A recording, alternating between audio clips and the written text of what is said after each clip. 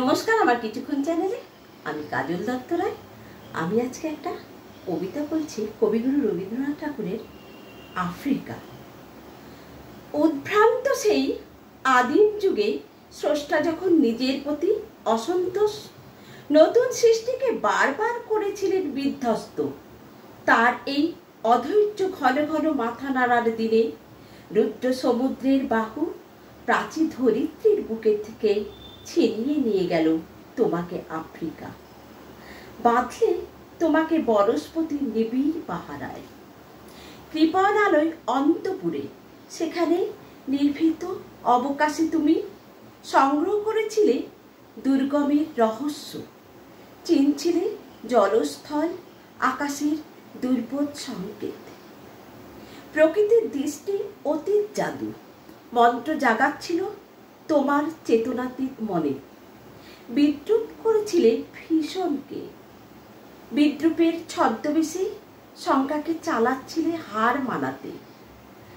আপনাকে উগ্র করে বিভীষিকার প্রচণ্ড মহিমায় তাণ্ডবের দুর্নিভি নিনাদের হায় ছায়াবৃতা কালো ঘোমটার নিচেই অপরিচিত ছিল তোমার মানব রূপ।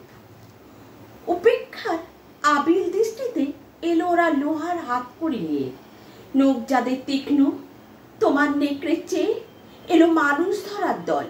গর্বে যারা অন্ধ তোমার সূর্যহারা অরণ্যের চেয়ে সভ্যের বর্বর লোক। নগ্ন করলো আপন নির্লজ্জ অমানুষতা তোমার ভাষাহীন ক্রন্দনে।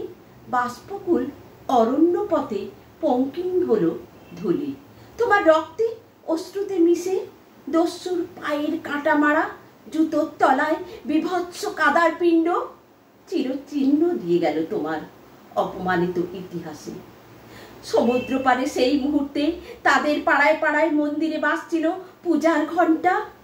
সকালে সন্ধ্যায় দয়াময় দেবতার নামে শিশুরা খেলছিল মায়ের কোলে। কবির সঙ্গীতে বেজে উঠেছিল সুন্দরের আরাধনা। আজ যখন পশ্চিম দিগন্তে পদস্কাল ঝঞ্ঝা বাতাসে রুদ্ধশ্বাস, যখন গুপ্ত গহর থেকে পশুরা বেরিয়ে এলো অশুভধ্বনিতে ঘোষণা করলো দিনের অন্তিম কাল। এসো যুগান্তের কবি, আসন্ন সন্ধ্যার শেষ রশ্মিপাতে দাঁড়াও এই মানব হারা মানবীর দ্বারে। বলো ক্ষমা করো হিংস্র প্রলাপের মধ্যে, সেই হোক তোমার সভ্যতার শেষ পুণ্যবাণী।